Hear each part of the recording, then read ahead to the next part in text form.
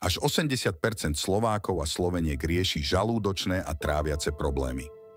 Príznaky ako nafukovanie, bolesti žalúdka, krče či pálenie záhy sú často prejavy infekcie baktériou Helicobacter pylori.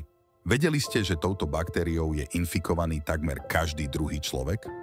Riešenie na tento problém sa nachádza v prírode a poznali ho už starovekí grécki lekári. Sám veľký Hippokrates ju pred viac ako 2000 rokmi odporúčal ako prírodnú a šetrnú cestu na podporu zdravia žalúdka. V tej dobe bola dokonca taká vzácna, že sa vyvažovala zlatom a za jej krádež hrozila poprava. Tento poklad v podobe slz vytekajúcich z kôry stromu Pistacia lentiscus, rastúceho výlučne na malom ostrove Chios, nazývajú dodnes domáci obyvatelia masticha.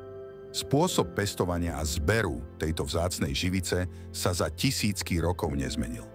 Vďaka úzkej spolupráci s rodinami pestovateľov chioskej mastichy môžeme spoznať jej blahodárne účinky na trávenie už aj my na Slovensku.